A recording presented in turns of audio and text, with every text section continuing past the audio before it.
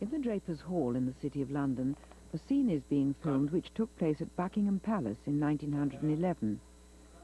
Stephen Polyakov, famous for his dramas which he not only directs but also writes, has turned his attention to the haunting and unknown story of George V and Queen Mary's youngest son, Johnny, the lost prince. We see the story through Johnny and his brother Georgie's eyes, the eyes of a child. The story spans the period from just before the First World War to its end, and this documentary gives a picture of the epic history behind the drama. Before the First World War, Europe was dominated by the pomp and splendor of the royal and imperial courts. Nearly every country was a monarchy, and the greatest monarchs of them all were the three cousins, the king, the Kaiser, and the Tsar.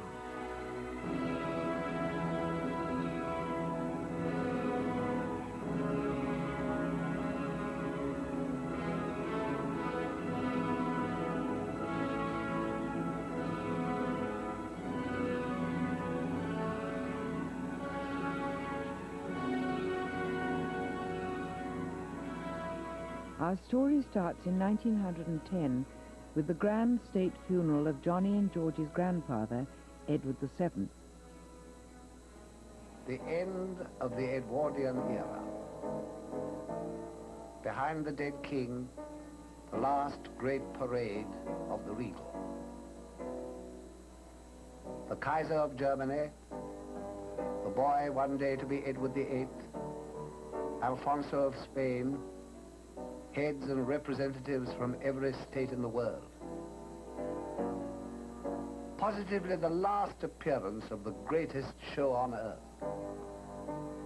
I knew a little bit about Prince John and the story of the prince that had been hidden away from fragments that I read in various histories and things. And I was so haunted by this story of this boy whose short life spanned the height of the Edwardian era and then the First World War, and how he viewed, although he was hidden away, he saw at close hand the chaos and panic that engulfed his own family, the king and queen, and also the other royals. And I became very intrigued looking at history through a child's eye. It would be better if all the people were over there weren't in black. You know who that is. Can you see him? Standing just by that doorway. Cousin Bill, the Emperor of Germany. And how about this one? The person there, he's just moved. The one by that column. The King of Greece, Papa's uncle. There's Uncle Fritz. Grand Duke of... Mac? I nearly got it.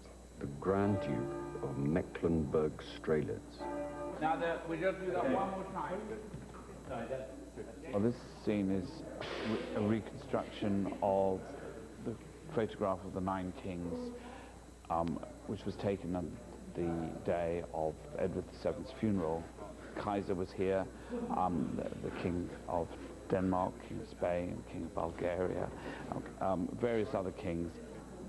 I wanted to be their cousin Bill, basically.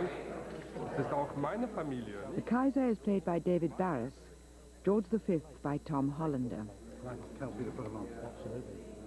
Having read the script, you see what it is that, what version of a person it is they're trying to create. And in this instance, it's somebody who's dwarfed by his surroundings. He was very desolate. He missed his father tremendously. He felt inadequate both physically and mentally. He didn't feel he was up to the job. He was desperately nervous. The interesting, fascinating thing about the photo is that the Kaiser is in the back row, behind George V directly. Maybe not one of the great moves of history, putting him in the back row of this famous photograph. Anyway, we've reconstructed it with, again, a little bit of humour seen through the children's point of view. But this was an extraordinary photo. Unbelievable, the medals they were wearing. The original shows them in a sort of extraordinary Ruritanian dream, which was going to be shattered within 4 years. The Ruritanian dream was really Queen Victoria's creation, a dream to people the crowns of Europe with her own dynasty, her own children and her own grandchildren.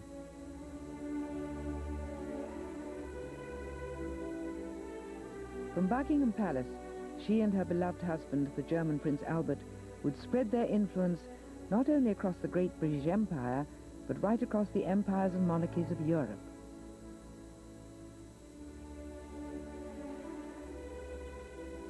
And at first it seemed to work. Their 9 children married one after another into all the ruling families. So by 1910, Victoria's grandchildren were perfectly placed. Her first, William, was the German Kaiser. Her granddaughter, Alexandra, was married to Nicholas II, Tsar of all the Russias. Her grandson, George V, was King of Great Britain and Emperor of India. The rest, known as the royal mob, were all intermarried and interrelated.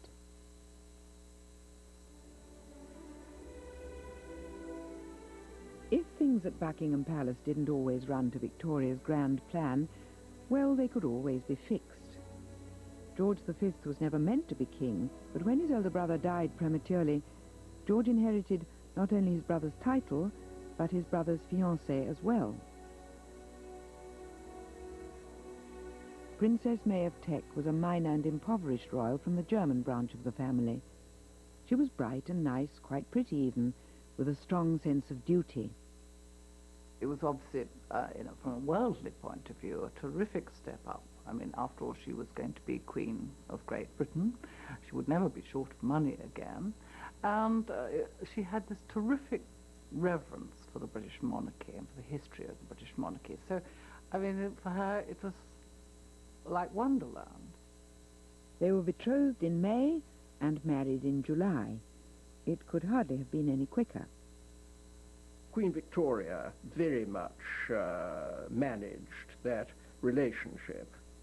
It's very difficult to say, did they love each other? Not at first, perhaps, but to their own surprise, they soon did. My own darling sweet May. Although I am simply overwhelmed with letters and people coming to see me, thank God we both understand each other. And I think it really unnecessary for me to tell you how deep my love's in my thoughts and in my dreams. Ever, your own most loving and devoted, Georgie. By the time of their coronation in 1911, George and Mary had been happily married for 18 years. Queen Victoria had chosen well. They had 6 children, so plenty of heirs. And Mary's love and devotion helped George through what he saw as the terrible burden of monarchy. Queen Mary, played here by Miranda Richardson, was by now 43. Mary's often cast far too old, like this great liner, this sort of, battleship liner in Edward and Mrs. Simpson. And I think everybody thinks of Queen Mary never having been remotely young and always being a bit of a battle axe. But if you look at the photos, she's actually a very handsome woman before the First World War, and I wanted to suggest that. For me, what was important was that she stated she wasn't able to get her personality across. That was something that she felt very deeply sorry about. But she's always aware of her duty and responsibility in the protocol, so that she will always do what is right and seemly in a situation. She was completely necessary to George. Together they managed the ordeals of court life.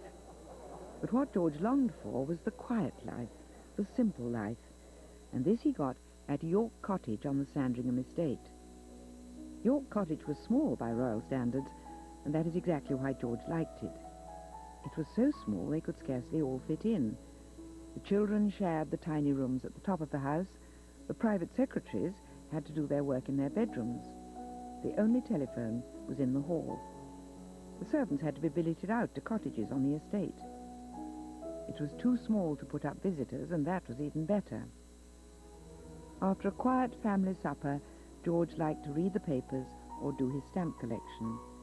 Mary liked to have a cigarette and do her knitting. At York Cottage, George and Mary lived the life they liked best, a life very like the suburban lives of most of their subjects. George and Mary loved being at York Cottage. They were probably happier there than anywhere else. Nearly every contemporary that visited them there was astonished to find the King and Queen of England in these tiny little rooms, squashed into this small dwelling. The other main room at York Cottage was the schoolroom, where Mr. Hansel, played here by John Sessions, taught the royal children. Georgie was bright, but the rest were not. The worst were the two eldest boys, David and Bertie. One was bad and thick, and one was good and thick. And of course the father was the thickest of the lot, George V. And shooting was really what he liked doing. He liked sailing, shooting, collecting stamps, and his wife. Wouldn't be difficult to be better educated than poor George V, whose upbringing was not intellectual by any means. And in fact, he disliked intellectuals. He used to call them eyebrows, spelled E-Y-E-B-R-O-W-S, which I'm not sure if he really knew it was a joke or not. Every year, the royal mob liked to get together on the Isle of Wight for Cow's Week. In 1909, the Tsar and his family came from Russia. It may have been enjoyable, but again, George made sure they couldn't stay. Their house, Barton Manor, was much too small for visitors. Nicholas II, Tsar of all the Russias, was the last of the autocratic rulers. He held absolute power over an empire so vast that when the sun rose on one side, it was already setting on the other. The capital of the empire was St. Petersburg, and here Nicholas II held his court. His palaces were so golden and so grand that his subjects, most of whom were illiterate peasants living in extreme poverty, saw them as a kind of heaven, and the Tsar as a kind of god.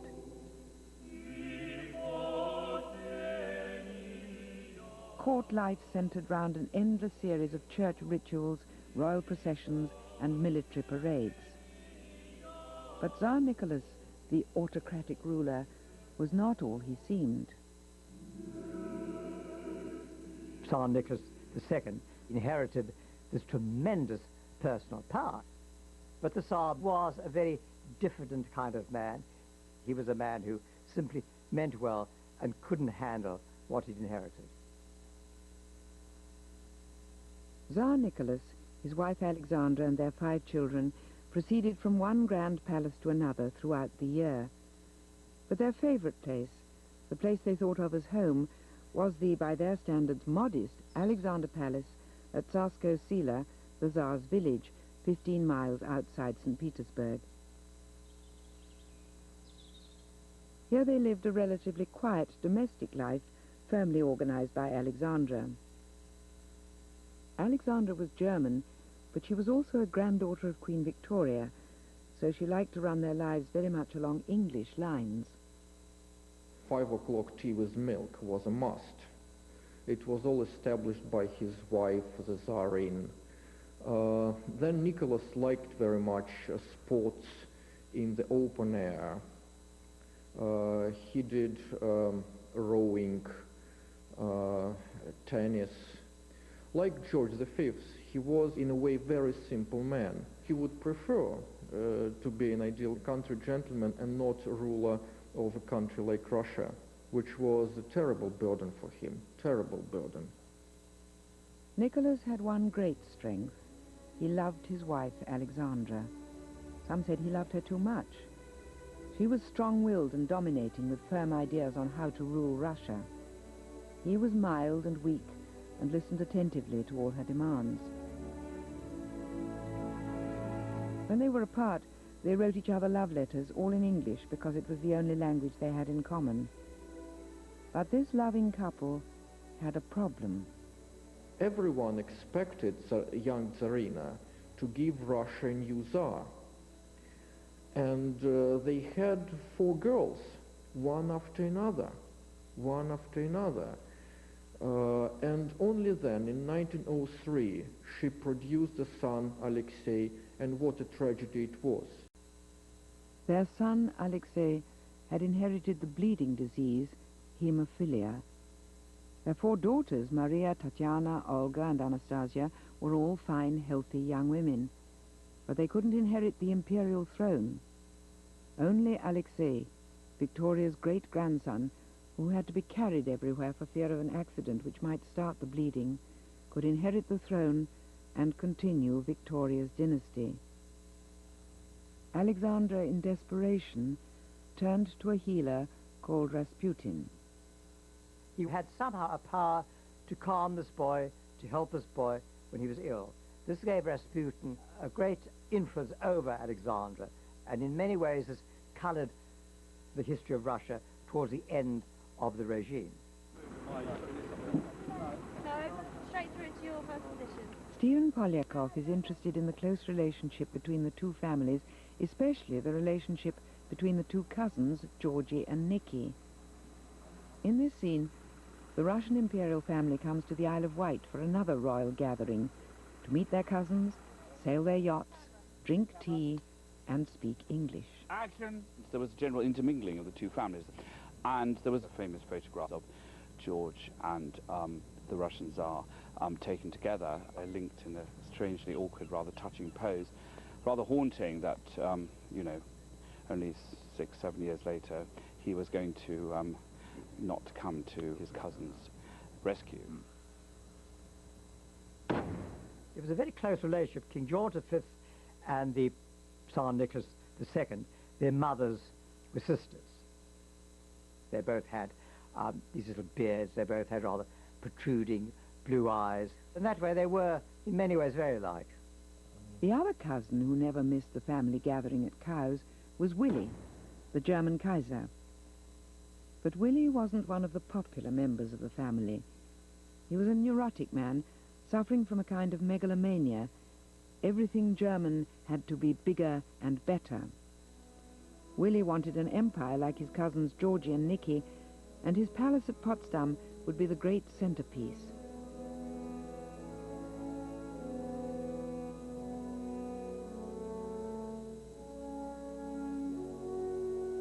Willy was born with a withered arm, and whether it was this or his difficult relationship with his mother, Vicky, Queen Victoria's eldest daughter, which helped give him his inferiority complex, it's difficult to tell. But by the time he was in his teens, he was obsessed with everything military, everything his parents hated. He very much loved dressing up. He dressed up all the time. He was always asking if they went out what other uniform he should wear, and there were thousands of photographs taken of him in different positions and in different uniforms with all the sort of ruffles and wigs and all sorts of things. He was a born actor. He loved it. Everything he did was like going on stage. He was a kind of braggart. He was a show-off. They say that he wanted to be the bride at every wedding. He wanted to be a corpse at every funeral. He simply always wanted to hold the center of attention.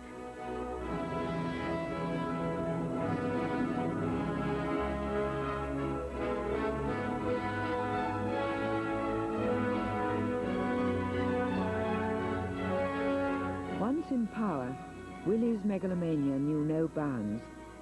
He already had the might of the Prussian army behind him, but now he began to build up his navy as well, determined to challenge Britain's mastery of the seas. He was now the Kaiser. He was in power, and he could finally live all his lavishness and all his power he had ever dreamed of. He built palaces which were so sumptuous and lavish one can't even imagine. He bought a luxury yacht he liked to sail on, which was with a lot of white and gold. He got a lot of shooting kit to go hunting, and he loved his parades. He got a royal train, everything that goes with a big pompous pageant, really. He was the main actor in it. His palace at Potsdam had 84 bedrooms.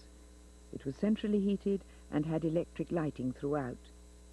The ensuite bathrooms had hot and cold running water. All he needed now was a grand occasion to show it all off. The wedding of his daughter, Princess Victoria Louise, in 1913 was the perfect opportunity. The royal mob descended on Germany in their royal yachts and their royal trains, delighted to celebrate yet another suitable marriage. But George V and Queen Mary had been firmly told by their government that this could only be a private visit, a family affair, and in no sense a state visit. Willy might be a cousin. He was making too many warlike noises for the British government's liking.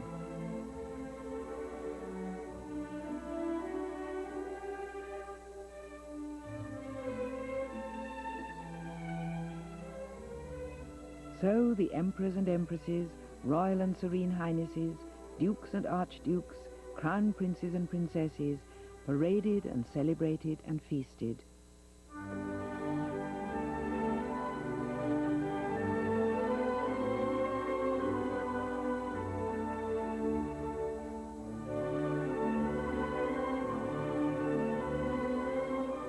Later they danced and twirled together in the grand ballroom.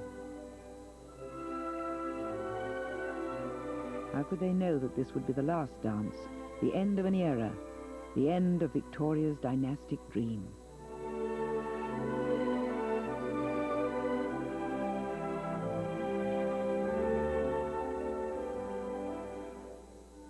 Was Lord Stamfordham, his private secretary, played here by Bill Nye. Lord Stamfordham was the perfect courtier, discreet, urbane, and utterly loyal. Queen Victoria had personally selected him because she could be sure Stamfordham would know how to offer discreet help where it was needed. He was the man that George V did once describe as the person who had taught him how to be king. His job was to remain passive and to be unreadable a great deal of the time. War was in the air. An anxious George wrote from Windsor Castle to his cousin Nicky in St. Petersburg. Windsor Castle, June 16, 1914. My dearest Nicky, you will remember the very satisfactory conversations we had last year in Berlin, when we both so entirely agreed upon the great importance of maintaining the most friendly relations between our two countries. I confess that I feel so anxious upon this subject that I write this private letter to explain what is causing me this anxiety. I remain always your devoted old friend and cousin, Georgie. Back in the city of London, Stephen Polyakov is filming another scene at Buckingham Palace, which shows that whilst George may have been worried about a possible war with Europe in July 1914, he was much more worried about a problem a lot nearer home, Ireland. This is the Irish conference that happened at Buckingham Palace. I thought it was very interesting that something that still haunts us was very much on their minds at that precise moment, just at the point when the Western world was going to go completely mad. The place the world went mad was the Balkans, at Sarajevo, the capital of a region called Bosnia. On the 28th of June 1914, Archduke Franz Ferdinand, heir to the Austro-Hungarian Empire, went on a royal visit. As he and his wife sat side by side in a car greeting the public, a man leapt out and shot them. It was a Bosnian Serb, fighting for Bosnia to be given back to Serbia. If you've lost your heir to the throne, as Austria has, you feel you have to do something.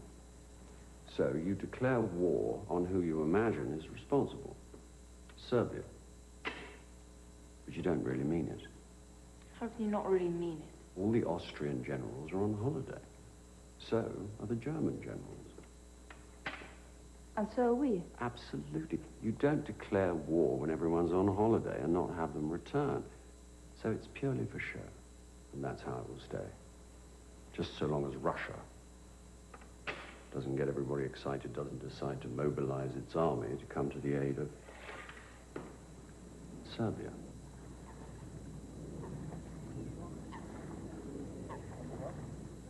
Well, this is a scene where the Russian Tsar mobilizes the Russian army on the eve of the First World War.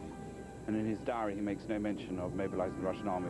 But does record his swim in detail, and it's a very important image for the story.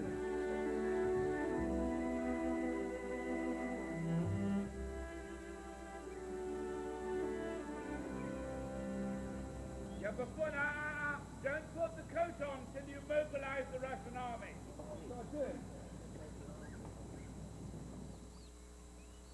Мобилизация.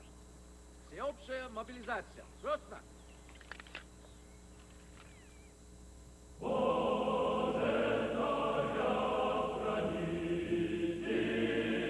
And so the Russian army was mobilized. But behind the scenes, the royal cousins were keeping in touch.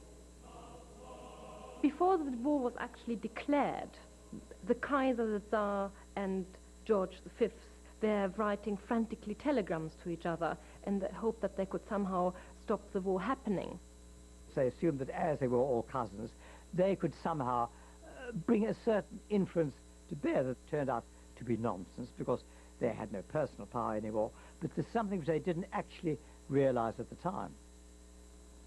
August 4th, Buckingham Palace. I held a council at 10:45 to declare war with Germany. It is a terrible catastrophe, but it is not. An enormous crowd collected outside the palace. We went on the balcony both before and after dinner. The cheering was terrific. In the first few days, thousands of young men volunteered to fight the Hun, not thinking perhaps that the Hun was doing the same. And so was the Russian, and so was the Frenchman. Now the whole of Europe lined up for war. Germany, supporting Austro-Hungary, declared war on Serbia and Montenegro. When Russia came to Serbia's aid, Germany declared war on Russia as well. 2 days later, Germany declared war on Russia's ally, France. On the 4th of August, when Germany invaded Belgium, Britain entered the war.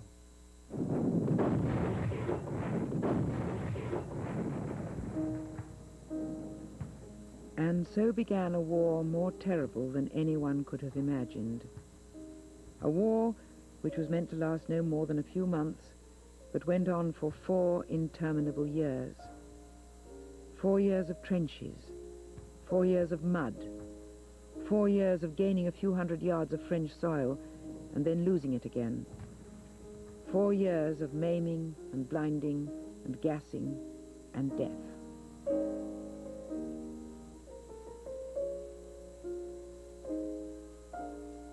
I think that George V found visits to the troops anguishing. I think he really felt the strain, because he knew what was going on. He could read the casualty lists. He wrote to Queen Mary once saying, if it were not for your support, I think I would have had a breakdown.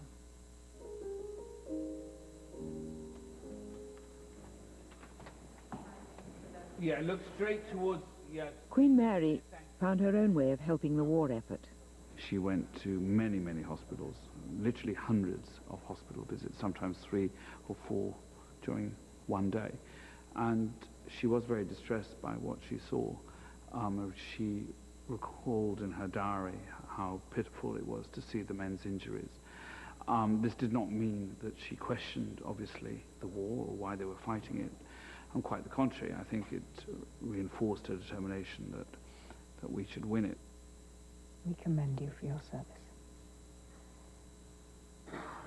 Just to be a royal presence, like a sort of ministering angel, was the hope. Visiting these incredibly young men, some of whom have had devastating injuries. And I think for many people it probably did have a profound effect.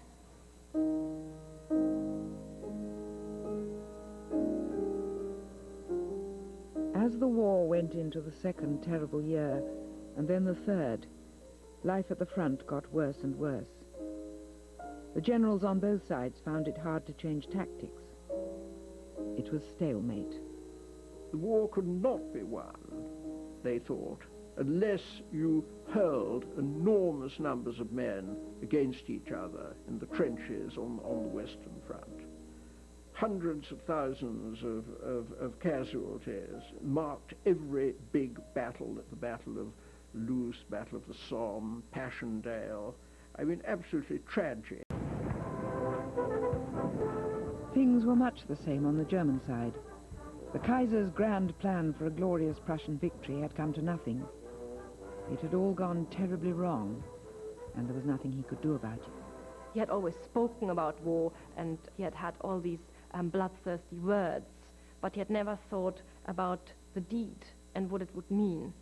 The power was taken by the generals, Ludendorff and Hindenburg. They outmaneuvered him totally. The Kaiser, who started out with a war assuming that he would handle things, that he would take control, as the war went on, so he was revealed for what he was. Really an empty barrel. He simply had no idea of how a campaign should be conducted, and in the end he simply stayed near headquarters, congratulating the soldiers, handing out medals, inspecting troops. This is really what he was best at and what he preferred doing. By 1916, things were changing in London. In December, the Liberal Lloyd George became Prime Minister. He simply refused to supply the thousands of men the generals required. At home, he encouraged George V to set a good example to the people and give up alcohol, which was causing a drink problem with munitions workers. George V agreed. Based at Buckingham Palace, he and Queen Mary worked all day and rarely dined out in the evenings. They shut down Balmoral and turned some of the royal gardens over to potatoes.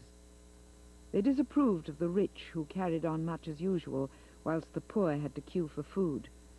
They complained to the government that 5 shillings was not enough for a war widow's pension. At Saxe-Coburg, the news from the Eastern Front was bad. Tsar Nicholas, egged on by his dominating wife Alexandra, decided it was time to take a firmer grip on his generals.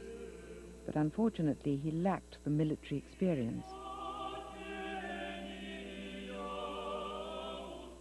Perhaps his decisive mistake was that in the most difficult time he appointed himself as a commander of the army.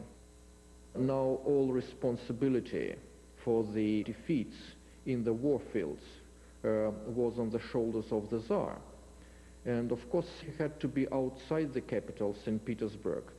And his wife, the Tsarine, now had more influence on the state affairs. In fact, Alexandra began to rule Russia herself, listening largely to the ever-present Rasputin for advice. Orders were dispatched all over Russia from her mauve boudoir at Saxe-Coburg. It is from her mauve boudoir, from her bedroom, that Alexandra set out to control the destinies of Russia. And Rasputin would simply tell her what to do. He'd say, sack this minister, dismiss that minister, let's appoint this minister. She, believing in whatever Rasputin said, simply followed his advice with really very, very disastrous consequences.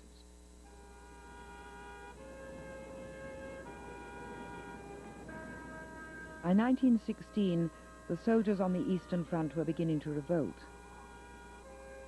There were mutinies, and discontent spread from the battlefields to the cities where the people were starving. There were demonstrations against the government and against the Tsarina, whom they no longer trusted.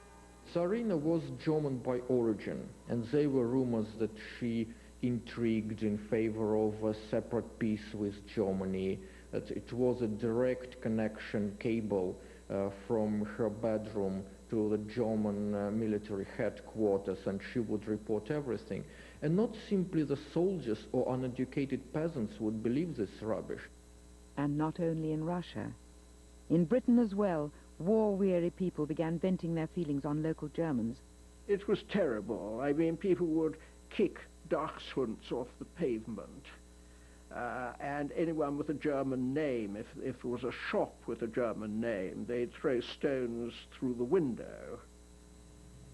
And it wasn't only German shopkeepers who were in trouble. Saxe-Coburg Gotha was not a good name for a British king. All right. The royal family's German connections now became a real problem. What are you talking about? There are rumors circulating that we are supporting the Germans. Because we have a German name. It's so ridiculous, isn't it? What do they want, for heaven's sake? For us to change our name? The genealogists, if that's the word, did come up with a couple of alternatives, one being Whipper and the other being Wetmore, both of which I think were eliminated because of comic potential. And it was in fact Stamfordham who came up with the idea of the House of Windsor. Edward III, we're going back that far. My family has nothing in common with Edward III. Edward III was often known as Edward of Windsor.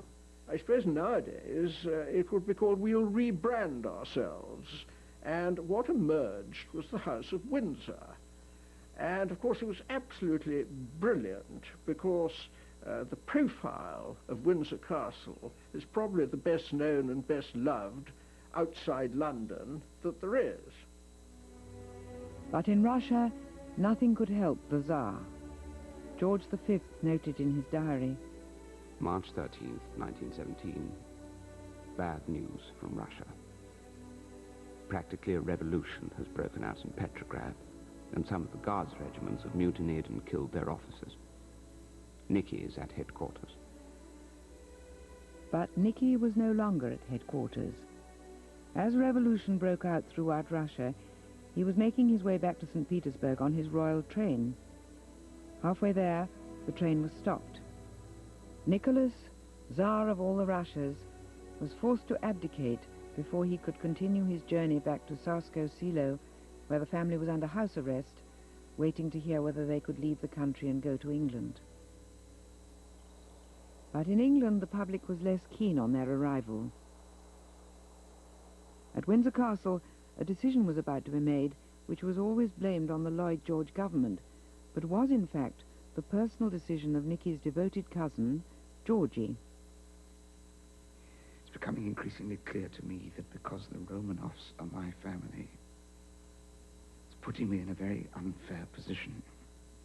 Unfair, sir, in the sense you are obliged. Yes, I'm obliged because of our ties, but it may not be the correct course. As a section of the public's feelings hardened, Stamfordham wrote urgently to the government from Windsor. Every day, the king is becoming more concerned about the question of the emperor and empress coming to this country. His Majesty receives letters from people of all classes of life, saying how much, from the first, the king has thought the presence of the imperial family in this country would raise all sorts of difficulties. The king changed his mind, I suspect very strongly put up to this by Stamfordham. And Stamfordham said, what we must do is guard against a surge of republicanism in this country by being associated with a fallen tyrant. For the rest of that year, Nicholas and his family were under house arrest at Saxe-Coburg, still hoping to get to England. It's 3 years since Germany declared war on us. It's as though we'd lived a whole lifetime in those 3 years. Lord help and save Russia. The following spring, the Russian imperial family were moved to Siberia and later to a house at Ekaterinburg. Here Nicholas made his last diary entry. Alexei's knee is getting better, but he still can't unbend it completely. The weather is warm and pleasant. We have no news whatsoever from the outside. 3 days later, they were led down the steps to a basement room. They were all shot. Tell me, do you really think we had a choice by letting them in? We could not know how things would develop. Did we have a choice? For the stability of the country, I don't think we had a choice. With all monarchies, self-preservation is the overriding factor. More than anything in the world, what monarchs want to do is to hang on to their thrones. In Germany, Georgie's other cousin, the Kaiser, faced his own crisis. The people were starving, and revolution had spread to the cities. Once America entered the war, it was clear that Germany was defeated. America was against the old regime of Kaisers and emperors, and the American president wouldn't make peace unless the Kaiser abdicated. On November the 9th, 1918, he left his fabulous palace at Potsdam forever and went into exile in Holland. And there he remained to the end of his days, Queen Victoria's eldest grandson. The very first thing he asked for as he arrived in Holland, he said, now, for a nice cup of good English tea. And he had just spent the last 4 years fighting Britain, but what he wanted was, like an English gentleman, a nice cup of English tea. The survivors celebrated the end of the war, but there were 9 million dead and scarcely any victors. The old Europe, the Europe of kings and emperors, was gone, replaced by something new. Democracy and republicanism had overtaken Victoria's dream. The map of Europe was now redrawn. The biggest change came to the Austro-Hungarian Empire. It simply ceased to exist. All that was left was Austria, 1/5 of the former empire. Hungary became independent. Czechoslovakia became a republic. Serbs and Slavs united to become Yugoslavia. Romania, having backed the right side, doubled in size. Bulgaria, having backed the wrong side, was halved. Poland was carved out of Germany and Russia. Alsace-Lorraine went back to France. Belgium regained her occupied territory. And Britain, well, Britain was the only country that never had to change her boundaries and emerged triumphant.